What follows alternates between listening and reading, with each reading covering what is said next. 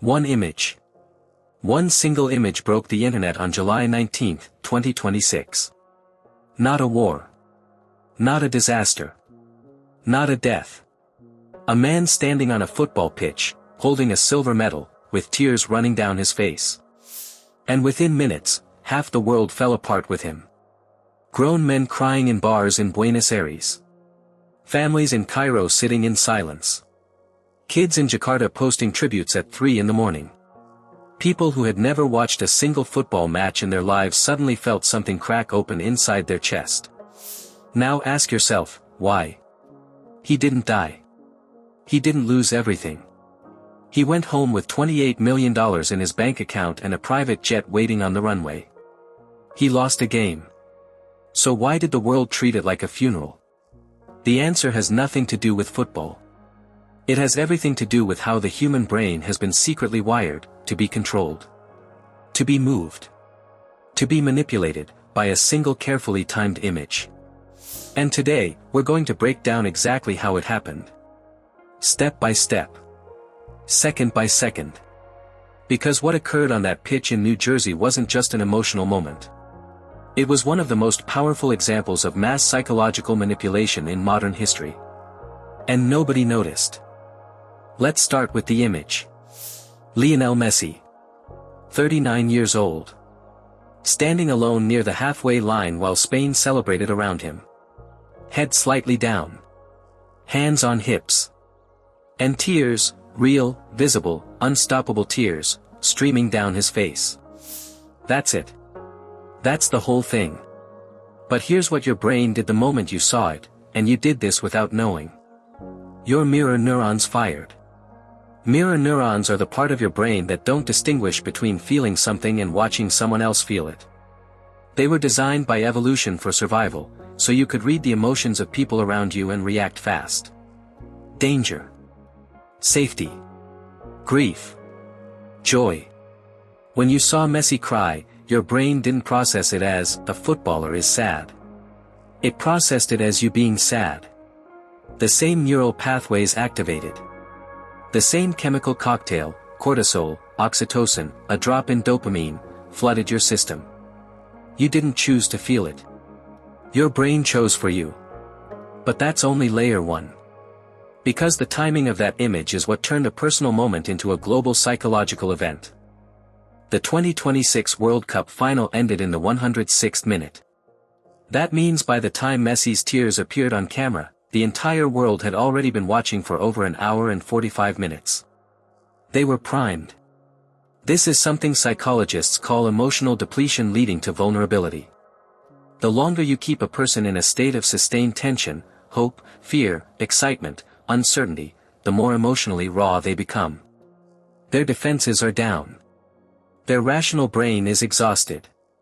And their emotional brain is running the show. By the 106th minute of a World Cup final, billions of people were at peak emotional vulnerability. And then, the goal. Spain scores. Argentina collapses. And the camera finds Messi. The timing wasn't accidental. Television producers know exactly what they're doing. Broadcast directors are trained to find the face that tells the story. And in that moment, Messi's face was the story. A single close-up. Held for 5 seconds. 5 seconds is all it takes. Research from the University of California shows that emotional facial expressions begin triggering mirror neuron responses in under 300 milliseconds. In 5 seconds, your brain has had enough time to fully sync with what it's seeing.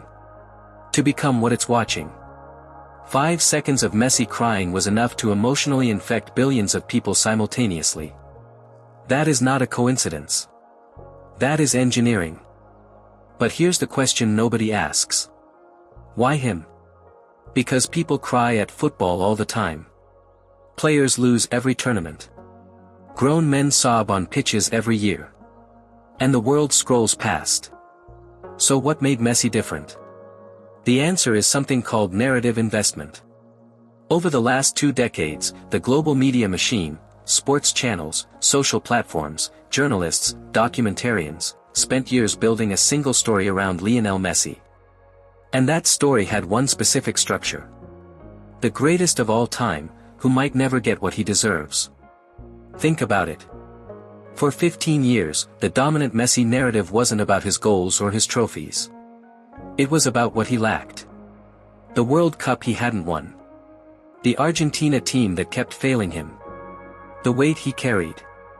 The tears he'd already cried in 2014, 2015, 2016. The media didn't cover Messi. They built a character. A protagonist. With a wound that needed healing.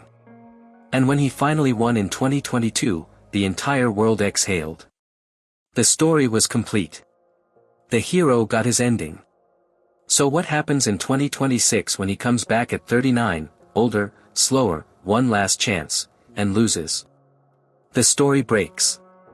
And when a story that billions of people are emotionally invested in breaks, they feel it like a personal loss. Because to their brains, it is a personal loss. They spent years inside that narrative. They own a piece of it. Messi didn't just lose a football match. He violated the ending of a story billions of people had already written in their heads. That is why the world cried. Now add social media. Within 4 minutes of the final whistle, Messi's name was trending in 47 countries. The image, him standing alone, crying, had been shared over 2 million times before most people had even processed what they were feeling. And this is where the manipulation goes to another level entirely. Social media doesn't just spread emotion. It validates it. It amplifies it. And it pressures you to perform it. When you open Twitter or Instagram and the first thing you see is 1,000 people posting, "Messi deserved better," and crying emojis, your brain does something called social proof processing.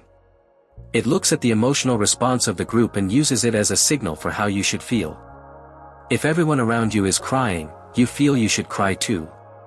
If you don't feel sad, you feel abnormal. Disconnected. Left out of something important. So people who felt nothing, started performing grief anyway. And here's the terrifying part. Research shows that when you perform an emotion repeatedly, even if you didn't originally feel it, your brain begins to manufacture the real version. The performance becomes genuine. The grief you faked for social acceptance becomes grief you actually feel. The image of Messi crying didn't just spread. It recruited. It pulled people into the emotion whether they wanted it or not. So here's the uncomfortable truth this whole thing exposes. You think you feel things because things are worth feeling. You don't. You feel things because your brain has been carefully, systematically conditioned to feel them, by media narratives built over decades, by broadcast directors who know which face to cut to, by social platforms engineered to show you the most emotionally activated content first, by mirror neurons that make other people's pain indistinguishable from your own. Messi crying was a trigger. Pulled by a machine so large and so invisible that nobody even notices it exists. And the machine works on everyone. It worked on you. It worked on me. It works on heads of state and professors of neuroscience and people who would laugh at the idea of crying over a football match, right up until the moment they did.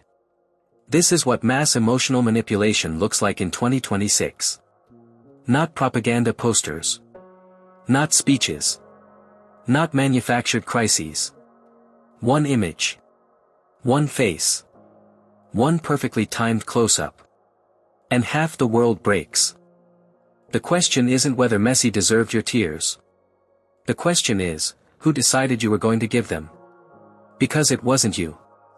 If this video made you think differently about how your emotions are being controlled, you already know what to do. And if you want to go deeper into the psychology of influence, manipulation, and the hidden forces shaping what you feel, the next video is already waiting for you.